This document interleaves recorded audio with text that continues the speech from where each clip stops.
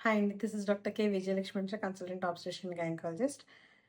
ఇవాళ మనం మాట్లాడుకోబోయే టాపిక్ ఏంటంటే లెగ్ క్రాంప్స్ ఇన్ ప్రెగ్నెన్సీ అండి.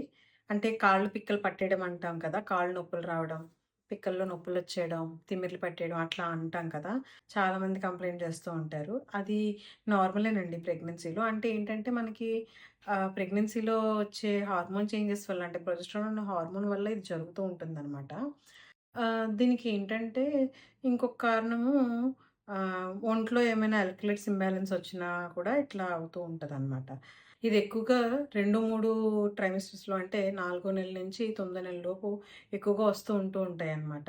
దీనికి వీటిని ఎట్లా అవాయిడ్ చేయొచ్చు అంటే ఎక్కువగా వాటర్‌ది తీసుకుంటూ ఉండాలండి.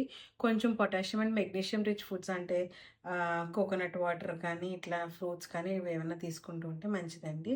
అట్లనే కాల్షియం కోసం పాలు, మజ్జిగ, ఆహ్, రాగి జావా ఇట్లాంటివేమన్నా కూడా తీసుకుంటూ ఉంటే మనకి బాగా హెల్ప్ అవుతూ ఉంటుందనమాట.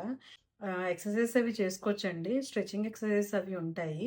సో, నైట్ పడుకునే ముందు ఆ స్ట్రెచింగ్ ఎక్సర్‌సైజెస్ మజిల్స్‌కి కొంచెం మసాజ్ అవి చేసుకుంటే మనకి కొంచెం యూజ్‌ఫుల్‌గా ఉంటుంది. అట్లనే ఎక్కువ ప్రొలాంగ్డ్‌గా నుంచొని చేసే పనులవి చేయొద్దండి. కాళ్ళు వేలాడదీసుకొని కూర్చోవడం ఇట్లా కూడా చేయొద్దు. నైట్ పూట కొంచెం కాళ్ళు ఎత్తులో పెట్టి పడుకోవడం వల్ల కూడా కొంచెం బెనిఫిట్ ఉంటుందండి. అలాగే చిన్నపాటి వాకింగ్ కానీ, చిన్నపాటి ఎక్సర్‌సైజెస్ కానీ ఇట్లాంటివి చేసుకుంటూ ఉంటే కూడా దాని నుంచి రిలీఫ్ ఉంటుందనమాట. వేడి నీళ్ళతో వేడి నీళ్ళ మసాజ్ కానీ, లేకపోతే ఐస్ ప్యాక్ పెట్టడం కానీ ఇట్లా చేస్తే కూడా కొంచెం హెల్ప్‌ఫుల్‌గా ఉంటుంది.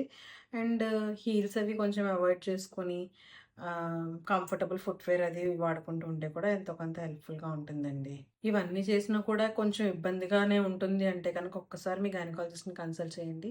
అవసరమైతే కనుక ఏమన్నా మందులు, టెస్ట్‌లు అవి చేసి చూస్తారు. దాన్ని బట్టి మీకు ట్రీట్మెంట్ పెడతారు. థాంక్ యూ అండి. Hope this is useful for you.